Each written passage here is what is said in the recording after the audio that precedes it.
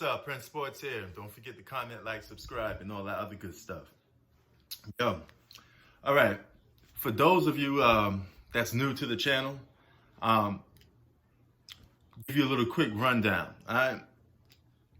I'm from Queensbridge, New York. All right. Growing up in the largest housing projects in America.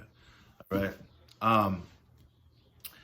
Back then, growing up in that neighborhood, you were into like several things, but it's like one of three things: basketball, hip hop, and doing illegal activity. Slanging on them blocks. Okay, that's a lot of the lifestyle that comes along with being from the PJs, and in particular that neighborhood. I mean, it's 96 buildings big. It's a humongous neighborhood. Okay, it's the largest in America for housing projects goes. We're the biggest hood in America. All right, there's no hood bigger than Queensbridge. All right, thousands of people come from there. Not just black, Italians. You got Puerto Ricans. You got a lot of people that come from the bridge. So I like to put on for my people sometimes, and none other than the NBA player that made it to the big time, got us a championship. None other than Metta World Peace Ron Artest. So shout out to him, man. Grew up on the 41st side. I grew up on the 40th side. So I've been following basketball since the 80s, okay? So basketball has been a huge part of my life. Take the game very seriously, and I break it down accordingly very right, okay?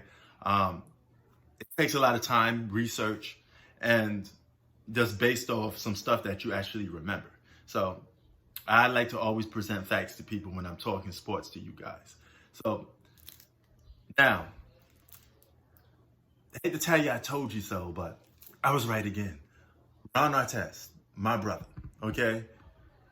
He went on, I guess, an interview, and he was talking about guarding Kobe, Jordan, and LeBron.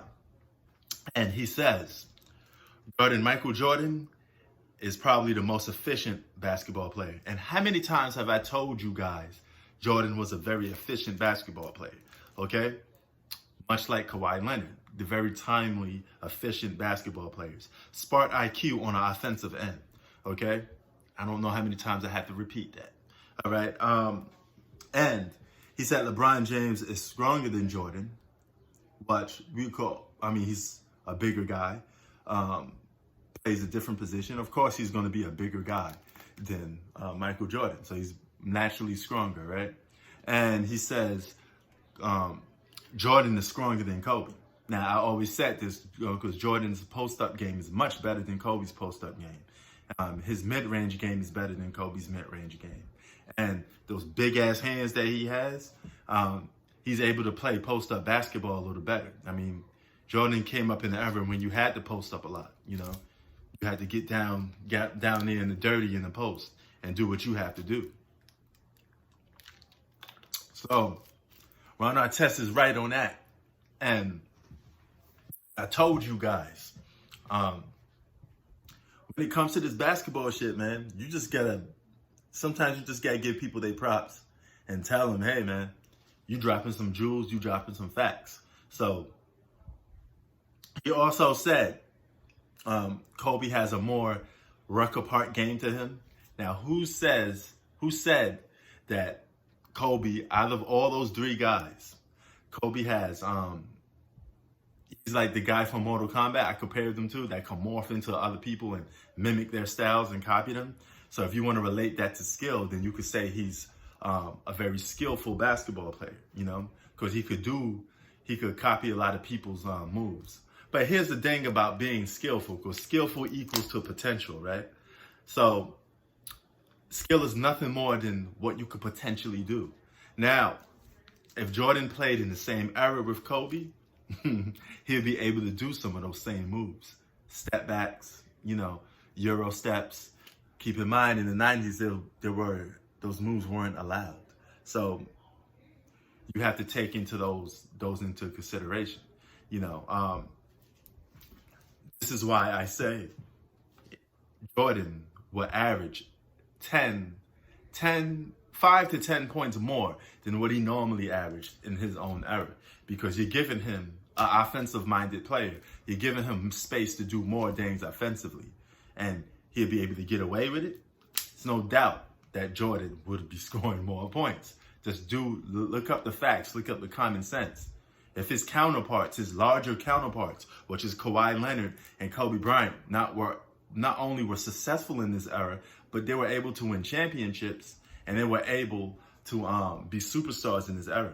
What you think Michael Jordan would have done? Okay?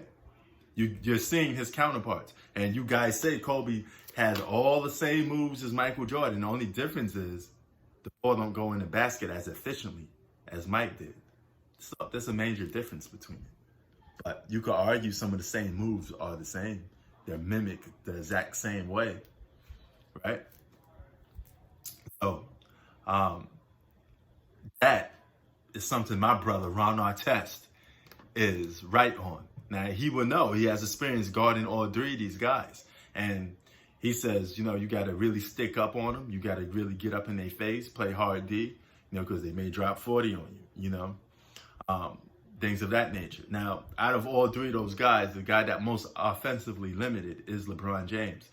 He scores mainly based on his athletic ability and his ability to attack the basket. But at the end of the day, putting the ball in the basket is putting the ball in the basket.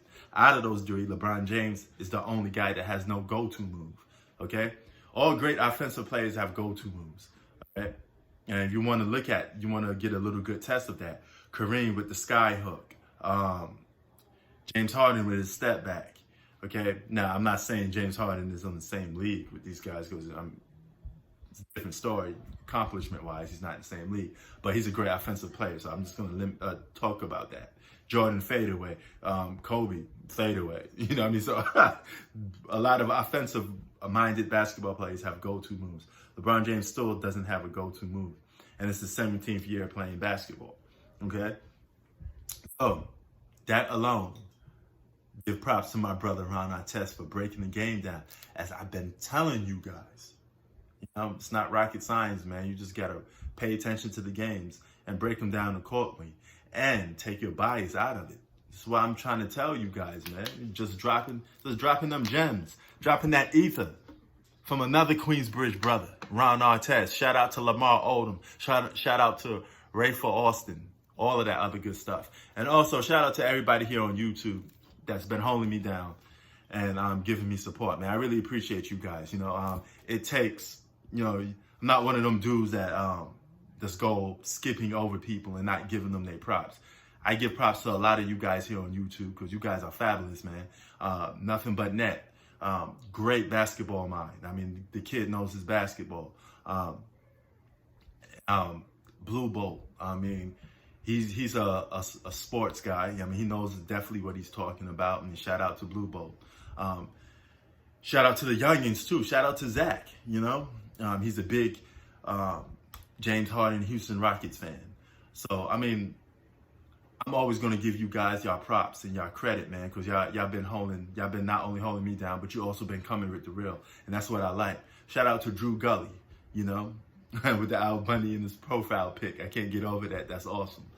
So shout out to everybody, man.